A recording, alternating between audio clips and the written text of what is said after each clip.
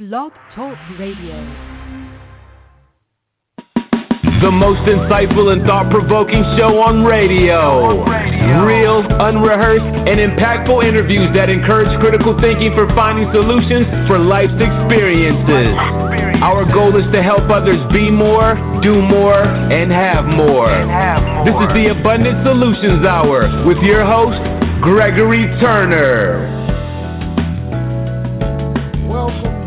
Welcome to the Abundant Solutions Hour. We have a very powerful show tonight.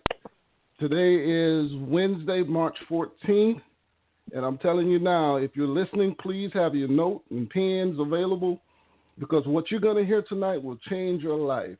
Our special guest tonight is a native of Fort Myers, Florida. I'm jumping right into it because I don't want to waste any time. I want to bring her in. Yes, she's a native of Fort Myers, Florida. She is a first-generation Haitian American who first received national attention as a Quiet Storm castmate on BET's, if you can remember this, hit reality TV show, College Hill Interns. My special guest tonight is a best-selling author of Go Get H.E.R.S, the Go Get H.E.R.S guide. Ivy, are you there? Hi, how are you doing? Hey, I'm doing fine. I've been waiting on this show. You know, Ivy, I've had so many people, so many women just reaching out to me saying they can't wait to hear the show tonight, because I think what a lot of women, they you know, you guys really are taking over right now. And I don't mean taking over, but I'm just saying it seems like it's more of you guys are stepping up and you're starting your own businesses and you're doing all these great things. And I just think it's wonderful what you're doing. And I just want to ask this question. Where did you come up with the idea of this book? Well, first of all, I want to say thank you for having me. And I'm very excited and appreciate all the women that's looking forward to this talk. And I also want to correct something. We've always been doing our thing. We've always been running businesses, right, families, and everything like that. It's just that we're just now getting recognized for that. We still have a long ways to go, but I just wanted to make that clear. We've always been, yes, behind every strong man, there's a what? but right. The book is called the 365 Go Get H.E.R.S guide. What you want, when you want it, how to get it, make it happen. And H.E.R.S stands for happiness, education, respect, success. Yes. And initially, I came up with the idea a while ago. It was a long time ago when I was working in the music industry, and I was just doing a lot of things around town. I was throwing parties, working in the music industry. I was working in real estate. I was doing so many different things. And the original concept of the book was supposed to be about like just being a boss, being a boss chick and just having it all together and, running things. And then throughout the years I went through a lot of ups and downs. A lot of things challenging occurred physically, mentally, spiritually. And the guide kind of took another life of its own. So throughout that time, I was reading a lot of self-help books. I was listening to a lot of audio books. I was talking to a lot of people, different people, and just observing the world. And I decided that, I need to have like a book or something like that, or something that I could just go to whenever I need to revisit some of the things that I was learning, right? Some of the motivational things, some of the quotes, some of the information about how to do things with careers and personal and everything like finances and all that stuff. So I was like, let me create a guide. And then I figured if I needed this type of guide for myself, and there was a bunch of women out there that needed the same thing. And that's how the guide came about, essentially. That's awesome. I'll tell you what, it's the 365. That's every day of the that's every day. Yeah. And I was, thank you so much for sending me the book. I have it. And, when I went through this book, the one thing that stood out to me, and it's something that I always talk about, is the foundation. How important is it to have a solid and good foundation?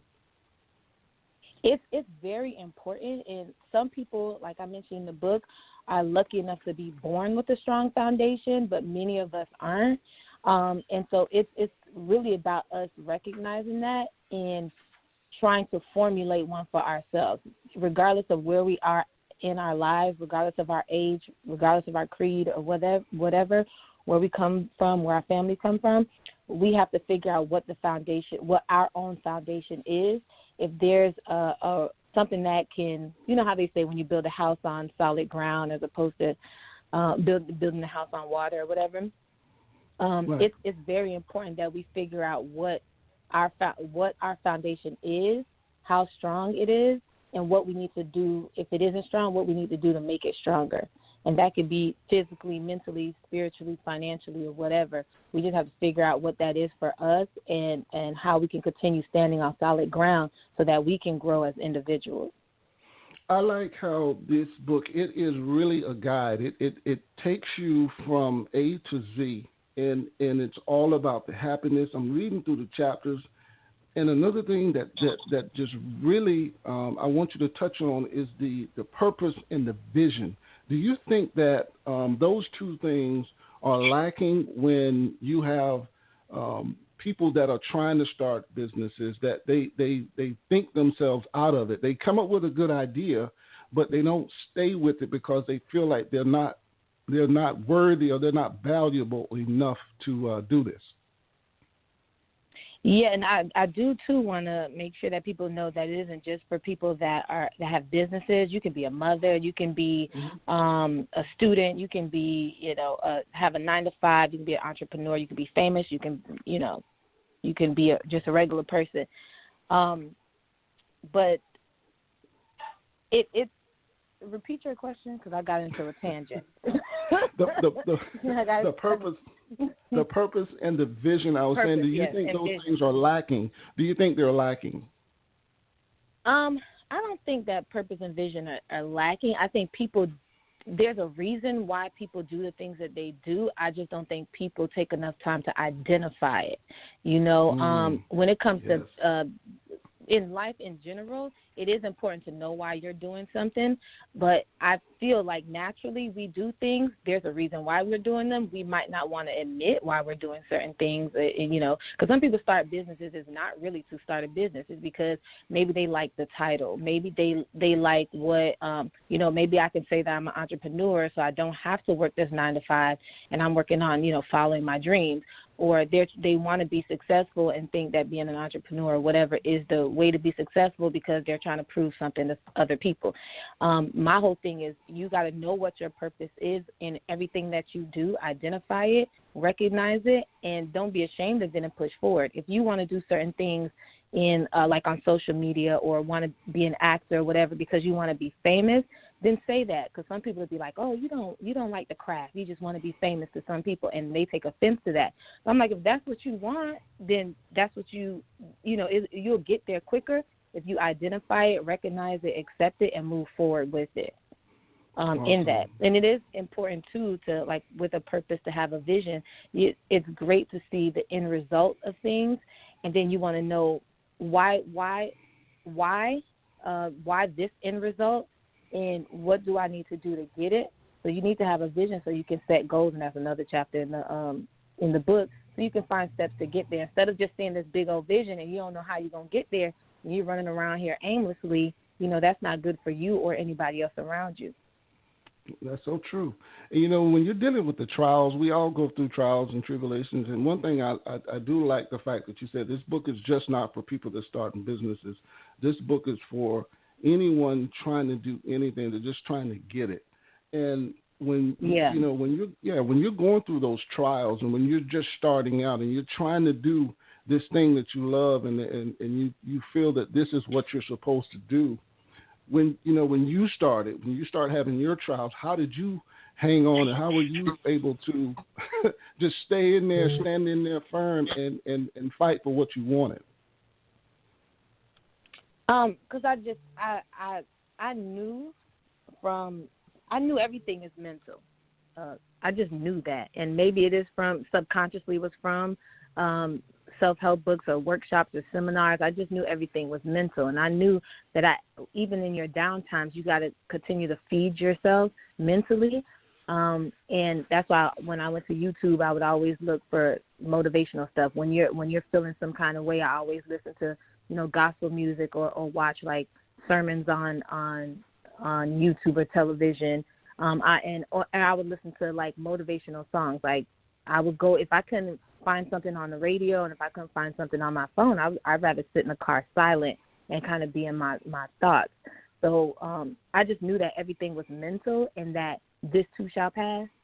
So it was really about, kind of weeding it out or going through it and knowing that at the end of it, you'll get through it. Because, of course, what they say, God don't, he don't put nothing on you that you can't bear. So just knowing that there is an end, to it, and then feeding myself mentally, because it is a mental thing most of the time.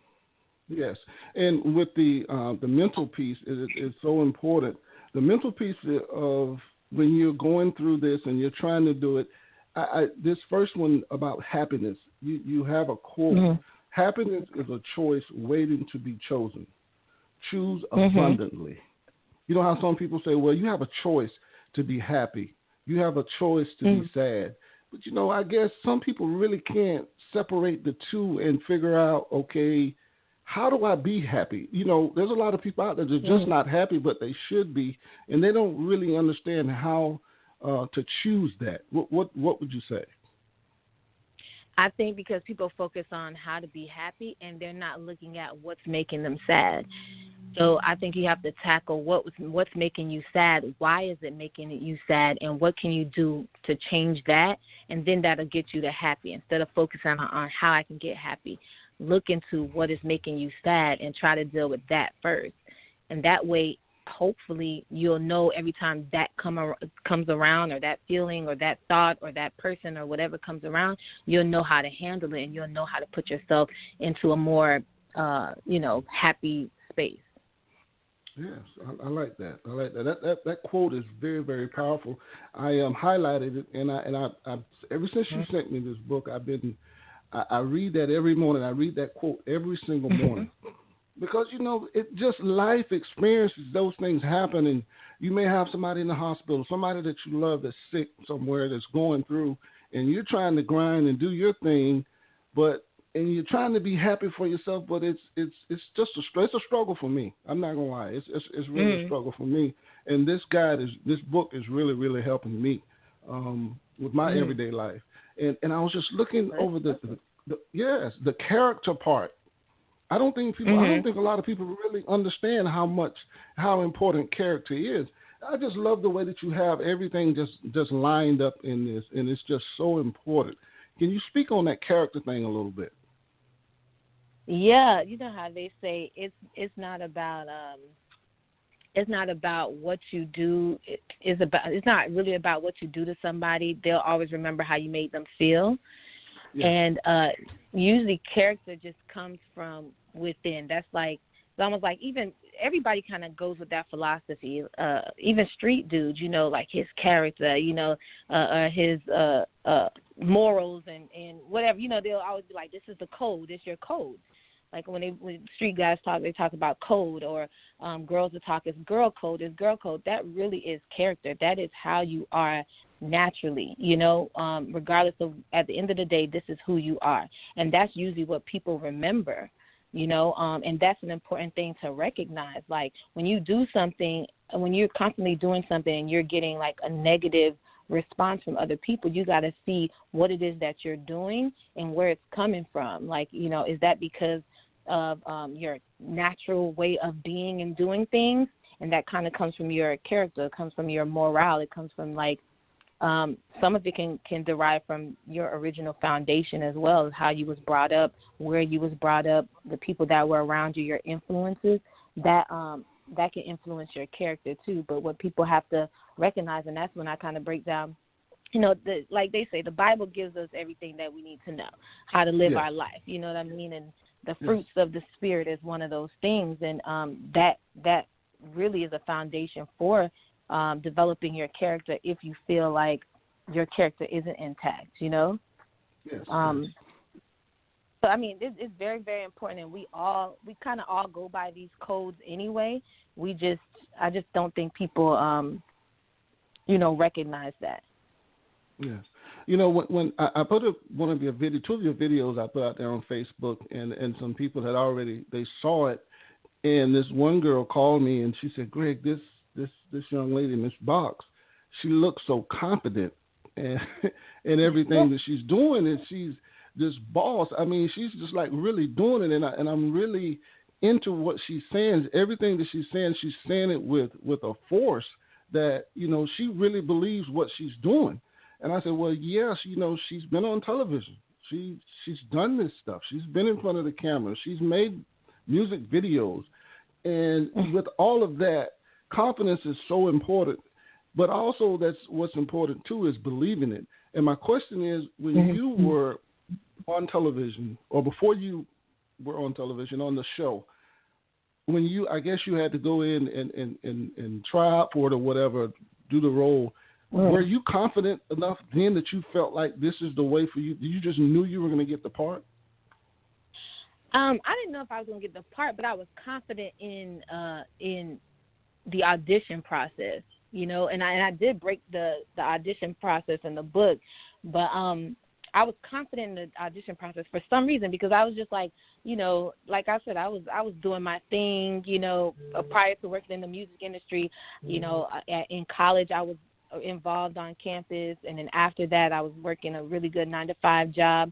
I was throwing parties. I was doing, you know, I had my mortgage broker license. I was just doing my thing, and this was an internship, as they said, College Hill, when I knew it was a television show, and it was like a competition, and you were going to work in these different industries. I was like, man, I got this, you know.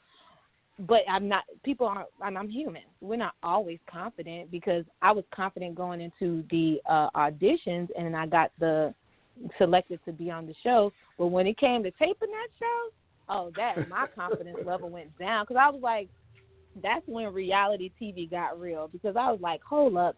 You know, they told us, you know, once you get on the show, we're going to tape in Chicago. So they flew us all in Chicago. Then you got there and you saw all of these personalities. You saw all of these cameras. You walked into this house. They took your phone. You know, it was like, it got real. And my confidence went down to the floor. I was like, oh, my God, you know, when I go home, I have my parents, I have my family. I'm in a sorority. What if I want to go back and get a 9-to-5 job? Like, you know, like, what am I doing here? Yeah, so I was not confident in that. And I think that's kind of why my name, The Quiet Storm, kind of came about, because I became, especially when the camera's around, I was more observant. I didn't want to speak too much or do anything too crazy, because there were strong personalities around me. All of us a little frustrated. We're in competition mode.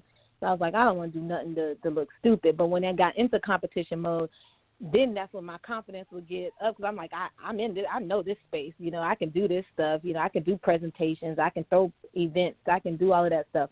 So the confidence level went up. But when it came to, like, you know, the camera part and really thinking forward about, like, okay, how are they going to make you look? Then that confidence it was not there. But it sounds like, you know, when you say you were listening, you weren't doing that much talking. Everybody else was strong around you. They had the personalities. And you said you started breaking things down. You said, oh, I could do this. Was that you pulling from your foundation? Foundation is pulling from my experiences, and it's pulling from my character, because naturally I'm a nice person. You know, naturally I'm friendly, even if somebody isn't friendly to me. So I already knew, like, me, I'm not a bad person. I just didn't understand how television works, because I'm just like, well, they can make you look like a bad person. You know, like, regardless, you might get into one argument, and then you're the person that always argues, you know, on television or something like that. Even if you just get into one argument, you don't know how they're going to edit it, how they're going to break it down. So, I did pull from my foundation, because naturally I'm a good person. So, you know. Yeah. Well, did you have to have a strategy while you were on the show? Was it I guess when the cameras were off, you had to really sit back and say, you know what, this is how I'm gonna make this. I'm gonna make this work. I have a strategy, and this is what my strategy is going to be. Because when I look at a lot of the reality shows today, it looks like everybody's setting themselves up to do something else. You know what I mean? Yeah.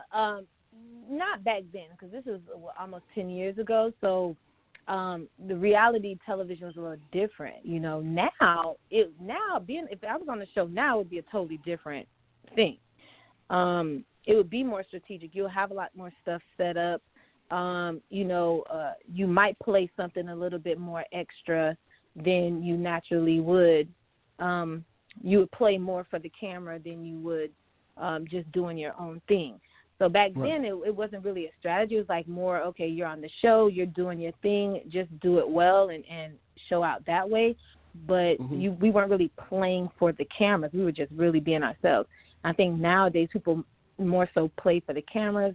They have a lot of social media platforms. They engage a little bit more. And, then they kind of turn into characters of themselves. So I think it's a little different now than it was back then. Yes. Now, I want to talk with you about the goal setting because I learned, I learned a lot from your book. I've learned that I need to write my goals down. It's just so important to have goals. When you're starting a business, when you're anything that you want to do, it's just so important. In the goal setting, where did you find the time to really sit down and know exactly what you wanted to do, if that makes any sense? As far as how I want to go about with the chapter or naturally in life? Naturally in life. Naturally in life, I think, we all kind of have these visions, especially when we're young, of what we want to do and how and who we want to be. And then, of course, going through school, you kind of have those same ideas, like this is what I want to do when I grow up and, or whatever. Then in certain courses, they'll teach you like, hey, you have to have steps to get to these, to get to these end results. In classes, you have to go through these chapters, and at the end of the chapter, you have the test. So it was all about breaking the end goal down, right? So I think we all, like when I wanted to join a sorority, I was just like, okay, this is what I have to do. These are the goals. These are the people I have to talk to. These are the programs I have to go to. So I think sometimes naturally we just set goals for ourselves and we don't call them goals. But for me, I knew that I had to be not just strategic, but I had to figure out how I was going to, if I wanted to get on BET, how I'm going to get on BET. I think we just kind of all set goals without calling them goals.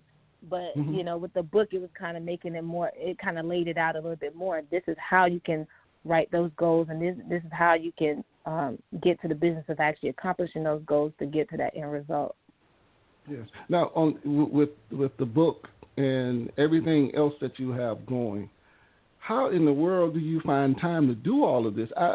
I'm reading, I'm going through everything, and I'm just trying to figure out, where did you find time to write this book? Because you're all over the place. Yeah. Well, you got to make time. That's really what, they say, when you make time for stuff that you really wanted to do. Because it took me a while to actually sit down and write this book. I've been had the thought. Since I did this show, I had the thought afterwards when I was working in the music industry. I was writing down all the things that I wanted to do, I wanted to accomplish, and writing a book was one of them.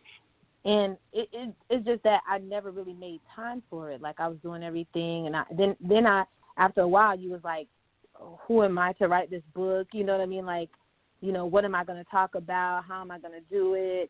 And then once you write the book, then people are going to expect you to always try to live up to it and all this stuff. So all these thoughts was coming through my mind, and then it started to become a chip on my shoulder, because it was like I talked to a few people about the book, but every time you see those people, you remember you told them that you was going to write this book, and I stopped talking about it.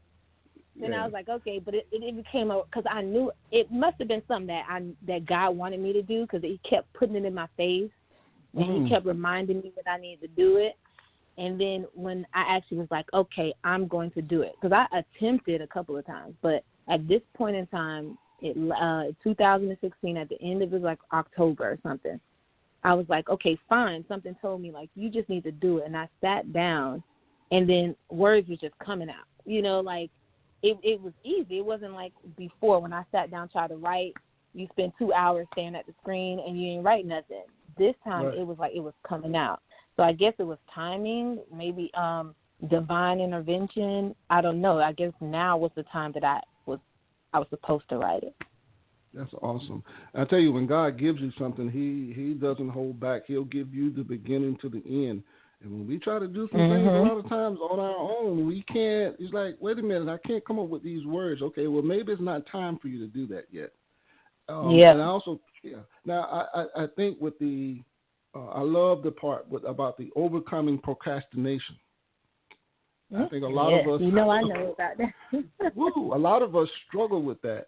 I talk to so many people that want to start their own business, that want to get into acting, that want to get into singing, but they never start.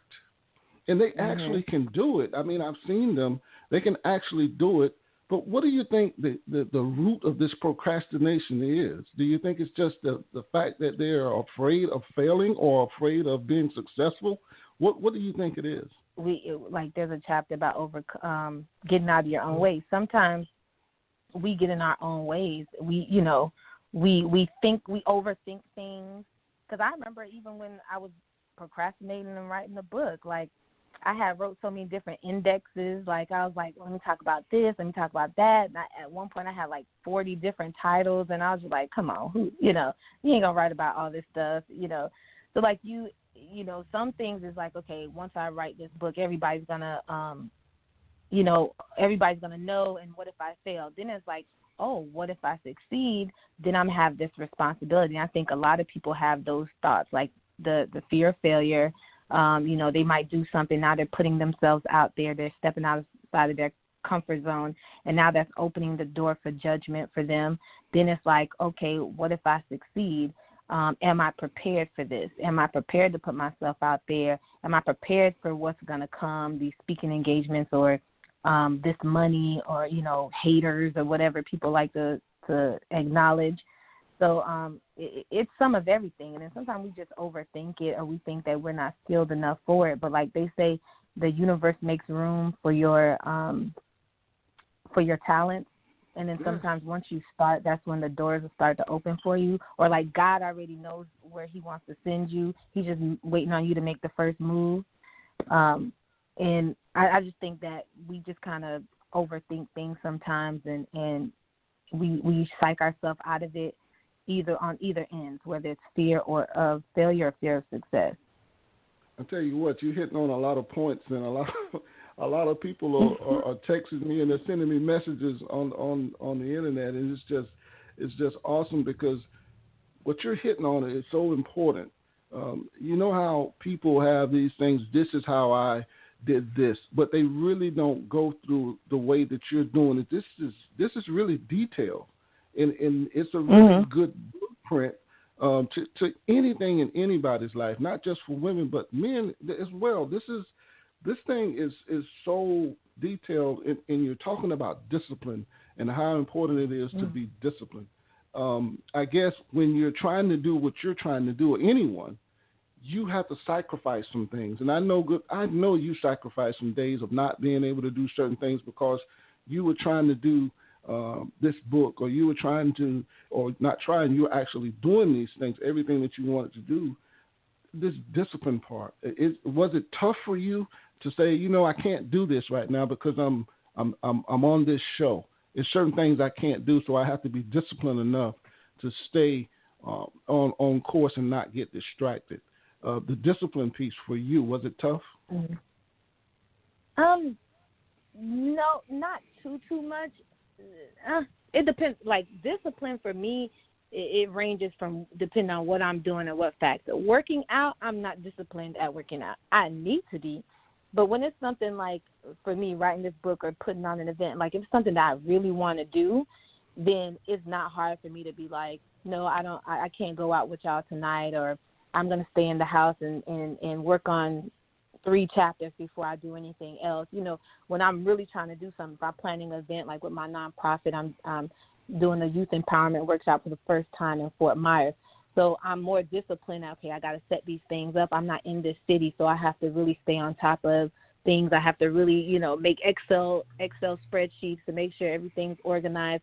And I'm disciplined in that way because it's something that I really, really want to do. And when it came to writing the book, at that particular time, I really wanted to do it.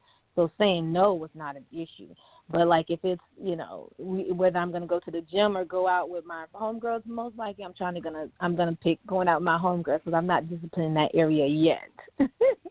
So for me, it just kind of depends on what I'm doing. Or, if it's something I really want to do, then it's easy for me to be disciplined at it. Yeah, I saw the celebrity party. The celebrity party that you had. That was, yeah. You know what? Little girls, young girls, or teenagers, they see you in the video that you had. I don't know if you know. I knew about it, but the video you pulled up in a Bentley, and these little girls, they went crazy. I mean, the kids that I know. Some of the kids know me on Facebook. They were reaching out to me, and they were like, I didn't say anything about it. I didn't even know anything about it. And this little girl sent it to me, and the first thing that they kept saying was, "She's a boss." The little kids, they just kept saying this. She's a boss. She's a boss. That's how I want to be. Do you think that's already in them to be that, to want to be that, or they see that side of you, that's something in you that they want to be? First, let me clarify that is not my Bentley. It's a music video, people. Well, at least you're being honest. At least you're honest about it. Yeah, that is not my Bentley. I'm not going to front like I had a Bentley. That used to be like my dream car. I used to want a Bentley. My friends had a Bentley, and I was like, I'm doing this music video. Can we use your Bentley? And he was like, yeah. I was like, okay. So that's the first thing, you guys. That is not my Bentley. But I do think like visuals and stuff are aspiring. Is just like with Black Panther. I haven't seen that movie 4 times. Like, I done brought my mama to see it. I done brought my little cousins to see it. Like, I think the things that we see do inspire us, and what we see and experience as kids, it does have an impact on us. That's why when we get to have movies like Black Panther or something that inspires the youth and everybody else, it's very important in cultivating our futures. I do think that naturally when we're born, like we're fearless. Kids are fearless. You know, they'll jump off the top of a bed and everything like that. So I do think, yes, to answer your question, that we're born fearless. We're born bosses. You see how kids are. As soon as they get around a kid, oh, go get this for me, you know, or when they have a toy, it's like, this is my toy. Like, they're not afraid of anything. It's just that as they grow up, society we put boundaries on people, and we insert our fears onto other people, and our pains and our experiences we insert into our kids, and the environment influences them, and then it kind of reshapes them. If they're lucky enough, they will be around people that cultivate whatever that spirit is in them, that boss spirit experience, their talent or whatever. If they're lucky enough, they'll have somebody around them that cultivates that. But a lot of times people don't have that. So that natural boss, that natural fearless person sometimes gets diminished as they get older. And that's a sad thing. That is. That's so true. You were saying that I like the fact that you said that wasn't your Bentley. And I think because you're so honest with what you're doing, I think in the industries that you're in, not just one but all of them, I think you're well respected because you're so upfront and you're laying things out, and you're such an example from the things that you're saying. People can really follow you, and these are the type of words that I'm getting hit with right now on my phone and everything. Everybody's asking these questions, and you said that one thing about the relationships, so they can have somebody pour into them. Of having a good team, networking. How important is that to have a group of people that believe what you're trying to do, and those people kind of motivate you and keep you from being distracted and just believe in you and help you? How important is it to just have a good relationship with people? It's very important because sometimes, like, your name will perceive you, as they say. Like, sometimes somebody don't have to meet you. They've just heard about you. Oh, I heard about you. Oh, you're Ivy Box. I heard about you, you know. So sometimes your name will carry forward before your physical body does, you know. They'll meet your reputation before they meet you. So it's very important in that aspect, you know. So. Yes, and everything that we're talking about, I'm pulling it right from your book. Everything, the content, the respect, the relationships, and this next one, do the work. sorry to interrupt you, and it is about, like, a lot of the times it is about who you know, it's not always about what you do and how much degrees you have and all that stuff. Sometimes it really is just about who you know. Most of the opportunities that I've gotten is because I knew somebody that knew somebody that knew somebody, and I think that happens with a lot of people when you watch interviews that people are doing. Look at, like, when we were talking about Black Panther, Michael B. Jordan, Ryan worked with Ryan Coogler, and that's how he's gotten a lot of his big roles, is because of his relationship with Ryan Coogler, Michael B. Jordan. So it is a lot about who you know, because those are the people that a lot of times, it's like even when I tell people about when they look at career-wise, right? You submit say if you want to work in corporate America, you submit your resume. There are thousands of people submitting that doggone resume. Them HR people are human just like everybody else. They are not checking for everybody's resume. They look for who's being referred by somebody that either works at that job or somebody that they know. Oh, I know this person. They've applied for this job, or, they've referred somebody. And those are the applications and resumes that they're going to pick up first. And those are the people that you're going to call in first, and those are the people that's going to get those opportunities, So it's very good to not only establish relationships, but to maintain positive relationships with other people, because you just never know. Sometimes that could make or break your situation. And that goes right into what the content. The next one was create opportunities. Yeah. Yeah. But, when those things, when you go in and when those opportunities present themselves, now you have to do the work. Yeah. Now you have to get down and really do the work, And when you came up with this do the work, what was that about? Were you saying what were you saying when you say do the work? I know what you said in the book, but I want the listeners out there to hear about doing the work. What that really means, the grinding.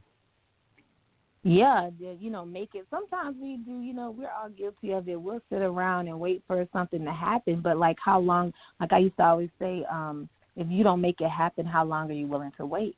Like, there's opportunities that are out there. We have to, recognize them and jump on them. Not every opportunity, but you got to recognize opportunity when you see it, because sometimes it doesn't say, hey, I'm opportunity. Sometimes it's disguised as something else.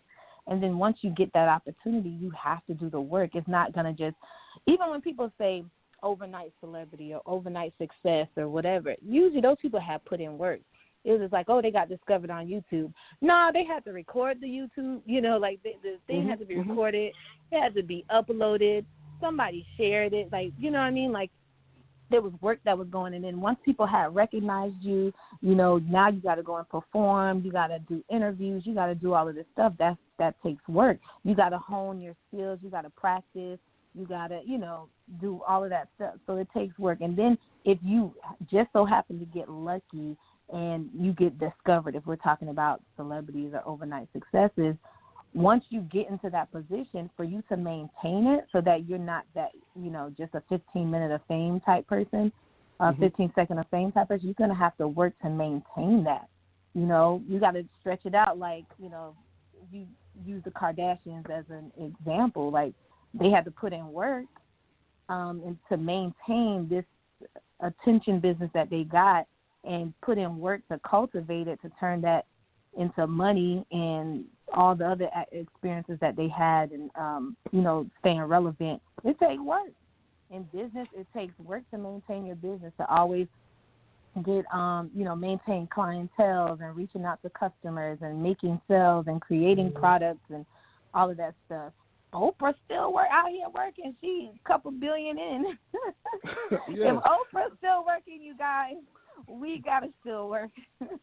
And it's okay to take a break and a vacation, but we got to continue to do the work. Oprah is Oprah because she always did the work, And shout out in the book, I talk about this when I was at the Merge conference in L.A., and Suzanne DePaz, she is like the bomb when it comes to entertainment. And she actually said that, and I asked a question, entertainment related, a boardroom, being in a room with men without losing something. It's in the book, you guys. But she was saying that to always do the work, to do the work do the work, and then again do the work. And she's been in the industry for how long, and she's still doing the work. So it's always, Oprah, she always talks about these goals. And you would think all this money, all this awards, everything that she's done, those goals are still there. And she's consistent. She's consistent with doing the hard work. She's always doing this. Yeah. And with you're doing an event. You just mentioned a few minutes ago, you're doing an event down south. What is that event? I think you say it's the first one of its kind in that area. It was the first time that we're doing it in Fort Myers. I was thinking about events because I have another event that I'm doing next week. It's a millennial mixer. And since it's Women's History Month, all of the businesses and organizations that we're showcasing, it's all women-based businesses. But that's a millennial mixer. But what I'm doing in Fort Myers is it's called Fearless and Flawless. It's a boys and girls empowerment workshop. And my nonprofit, Voice the Movement, we've been doing these youth empowerment workshops for the last 4 years, but we rotate. So we'll do all female, then we'll do male and female, and then we'll do all male. Then in January, we did all females. And we're based out of Tampa, Florida. So I'm originally from Fort Myers, and I was just like, you know what? I just had it in my mind for a long time. I was just like, I need to do something in Fort Myers. I need to do something in Fort Myers. That's where I was born. That's where I was raised, like where I came into my own, and I was like, I got to do something for the kids down there. And I was just like, we need to bring Fearless and Flawless down to Fort Myers. So we teamed up with the Stars Complex, and we're bringing it to Fort Myers for the first time. So this is the first time that we're doing it there. Praying that it's received well, because when we do the boys and girls empowerment, yes, when we do the girls and boys empowerment, we have like 200 kids and over 50 adult volunteers and we do these workshops for these kids, and we make sure that it's entertaining. We have a DJ, we feed them breakfast, we give them lunch, and it's just an empowerment situation. Because when we talk about purpose, Fearless and Flawless, when people hear that, they're like, oh, it's talking about flawless like Beyonce, but flawless is like actually an acronym. Fearless is actually an acronym, and that's what we kind of use to guide the workshops and to give the presenters and the panelists, key pointers to help empower our youth. So I'm looking forward to that in April in Fort Myers, April 14th, if anybody's listening. Now, are you willing to take this workshop on the road other than doing it down south? Are you available for anyone that wants to bring this workshop to their city? Yeah, I've actually thought about that. If we can get funding for it, then because it takes a lot. For the one we do in Tampa, we get a grant for it. The Fort Myers one, it's pretty much money that was fundraised to do it. And we're still accepting, sponsorship because it's going to take a lot, because we try to make it, we do make it free for all the kids. Like, they don't pay anything. And they get bags and they get, trinkets, and we have speakers. And we don't have, we have some pretty good speakers. They're usually, the local celebrities, football players, entertainers, and stuff like that. And these people, volunteer their time to do this for the kids. So if we can get a budget together, I've done this enough to know how much, it's not knocking anybody over the head. We can bring it to their city and make it available to their kids. And it can, instead of limiting it to 200, because we limited it to 200 for budget reasons. Right. But it could be 500, it could be 1,000, it could be 2,000. We just have it structured so well that I think we can bring it anywhere and it could be a success. Yes. I want to ask you about this, too, because you're down south with the school shooting that occurred on February 14th. How has this impacted the area with the kids that you're around, since you deal with these kids? How do you think this has impacted them from what you've seen and what you've heard? I think it's traumatic. Anything like this, whether people recognize it at the moment, is traumatic. But I love, today was the National Walkout Day where the kids were protesting gun violence. And I heard Oprah say this one time. Sometimes these tragedies occur to kind of wake us up. And I think it woke a lot of people up, not just the government and not just parents, but these students, like saying, wait, this is an issue. And we have to do something about it because clearly these adults ain't got it together. Right. So it's time for the kids right now to step up and be like, hey, we got to take responsibility for our own lives and our own situation and our own environment. So I think the impact, although negative and traumatic, it has a positive undertone to it because it woke a lot of people up and it woke a lot of young people up. And I think it's empowering for these young people to see, like, people are paying attention to our voices, and this whole national, with all of them participating, we can engage our peers and make positive change. Instead of engaging our peers for something negative, we can create positive change. And I really hope that the government looks at this and put all of the pettiness aside and be like, like what these kids' voices have been heard, and we're going to do something about it. And I hope they do something about it. I hope so too. I just think your events, what you're doing for these children is just awesome. And I'll tell anyone, please get the book, the 365 Go Getters Guide. It's a book. This thing it's amazing. And I'm sure, Ivy, you're available for in speaking engagements or anything like that. I know that you are. Mm-hmm. If people want to get in contact with you to talk to you about the event that you have, this workshop, and mm-hmm. also to talk with you about doing a speaking engagements at any event, how would they get in contact with you? Well, they can go to my website. It's missivybox.com, and that's MSIVY, B as in boy, O, X as in X-ray.com.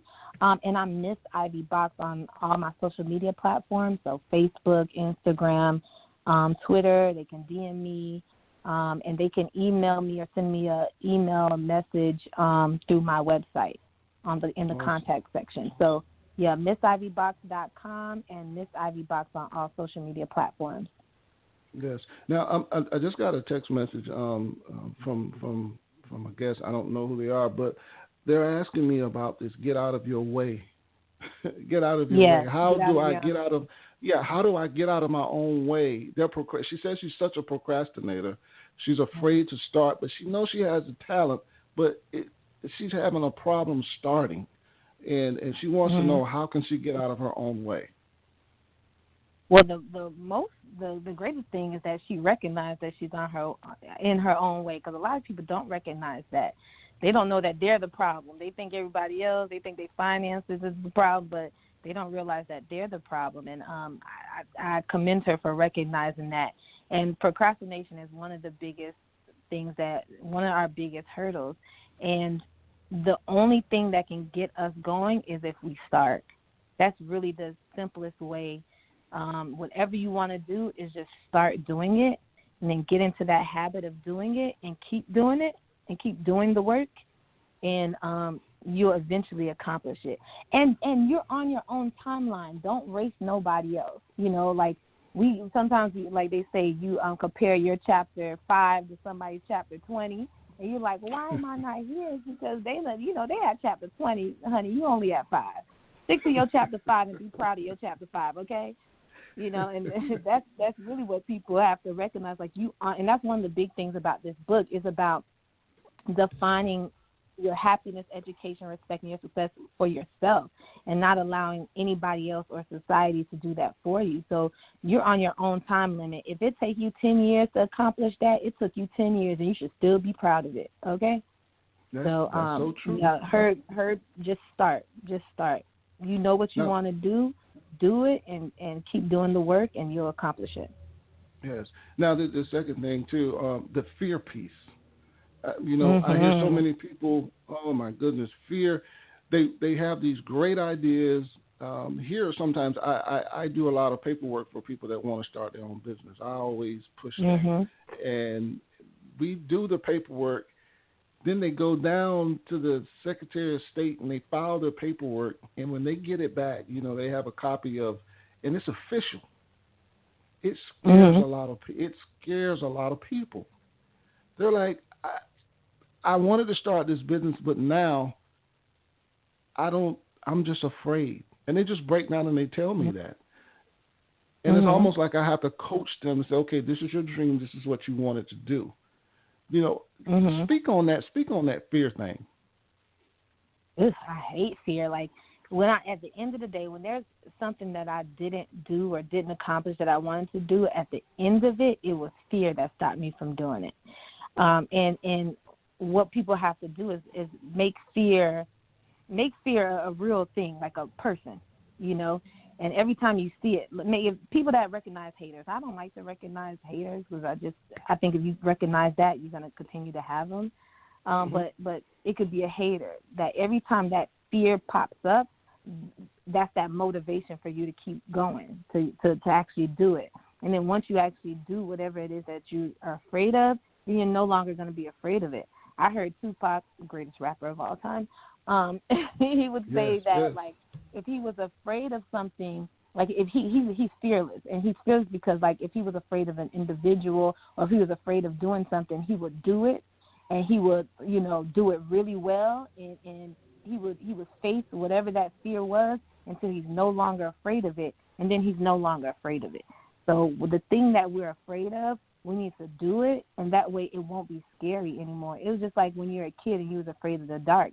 And you was just like, oh, if I walk through the dark without any light, a monster's going to get me. And you keep thinking that until you decide to walk through one time in the dark at night and you realize nothing happened to you. Then you're no longer afraid of it. So just do whatever it is that thing is that you're afraid of. Keep looking it in the face. Look at it as a hater, and use it as motivation to do it, and you'll no longer be afraid of it. You know, how much of it is just our thinking? We create these falsities. We create these things that aren't. You know, we I'm going to fail. Oh, this is going to happen. I'm going to get sued, or they're going to boo me off stage. How much of this is, you know, this thinking that we have? It happens to me sometimes, and I have to ignore it. I really do. I have to ignore it because when I'm trying to do something, and I heard Oprah say this just the other day, that thinking sometimes you have to ignore what's going on in your mind. And I know, Ivy, with all the things that you're doing, I'm pretty sure you have those thoughts. And how are you able to get past those thoughts and push forward and do what you want to do? I always have those thoughts. They're gonna keep creeping in. The more you do, the louder it's gonna get, you know. But at the end of the day, like, I look at it like an individual again, you know. Like every time it pops up, I'm like, get out of here, you know.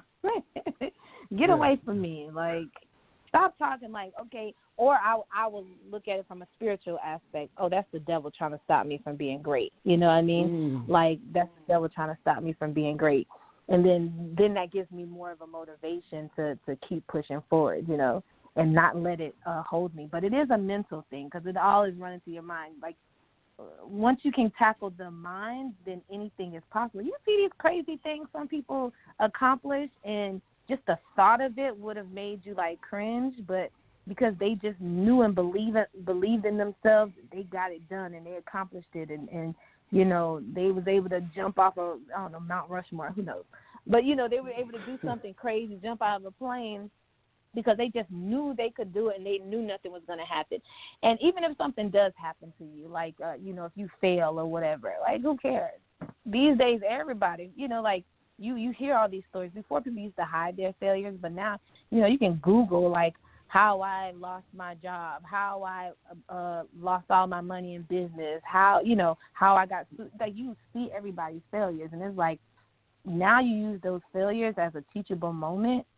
And if you choose to like, say if you started a business and it failed, what did you do wrong? And if you choose to start another business, now you know what not to do. So you can use it as a teachable moment. So we just got to kind of turn it around.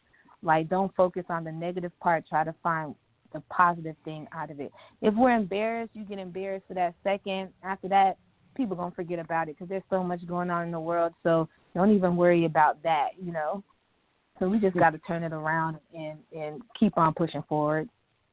Okay. We have about 5 minutes left in the show. Ivy, I wanted to ask you, what are your future plans? What are some of the things that you're working on? Because you're in different industries. Are you doing plays? I'm getting these messages. Are you writing plays? Are you? No, I'm not writing. I'm not writing any plays. I am looking into a couple of film opportunities as far as with my own projects.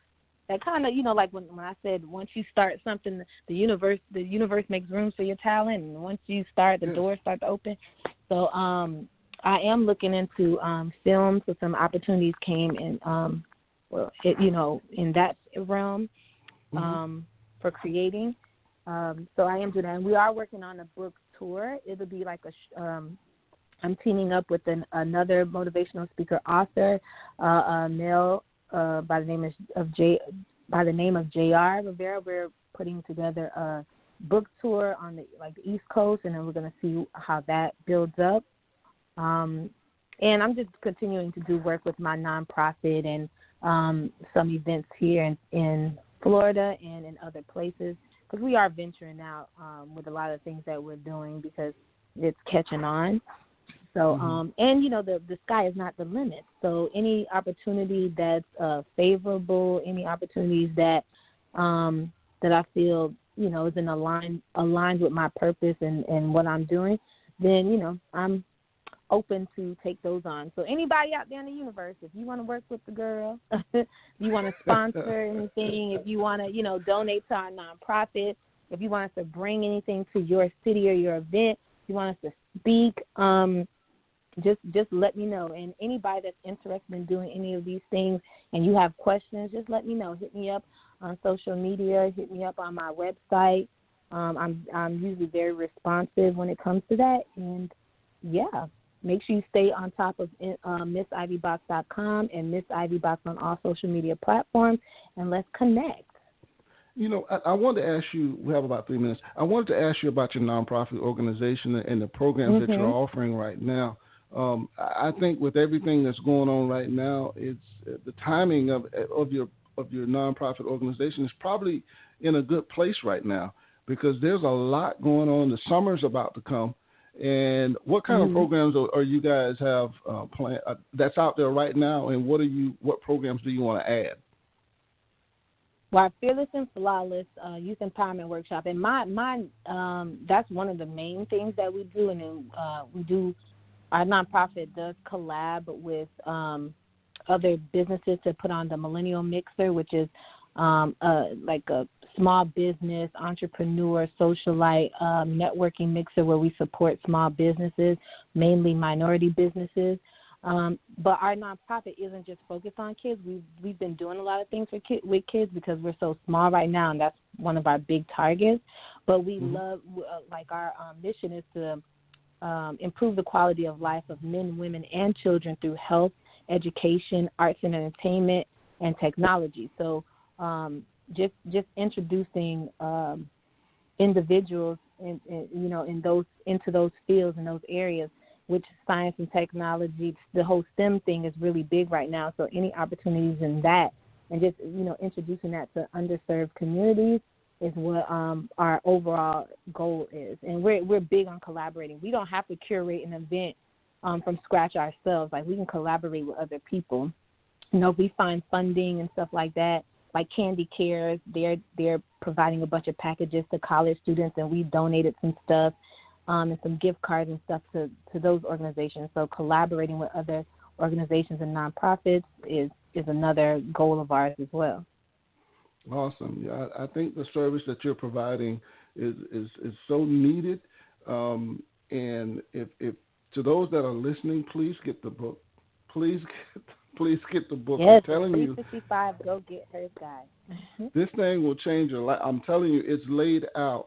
And what I like about it, people think you're paying me to sell this stuff, but you're not. Yeah. It is a blueprint. I honestly, it is a blueprint. And it will line up with what you want to do if you're serious about getting out there and becoming a Go Get H.E.R.S, if that's what you're trying to do. Yeah. So, Ivy, we have about 20 seconds. I want to thank you so much. Ivy reached out to me a while ago, and we're just now able to put it together. And I'm so glad that you came on. You're such an example for so many of us, not just the kids, but to the adults as well. Thank you so much, Ivy. Thank you so much. And thank you for having me. I appreciate everybody taking the time out to listen. I appreciate you for having me on the show. And I just appreciate everybody. And everybody, male, females, go out there, be a Go Get Hers. The sky is not the limit. It is only the beginning. Yes. And with that being said, everybody, good night. Thank you for joining us, and thank you for spending time with us tonight. Thank you. Thank you, Ivy. Good night.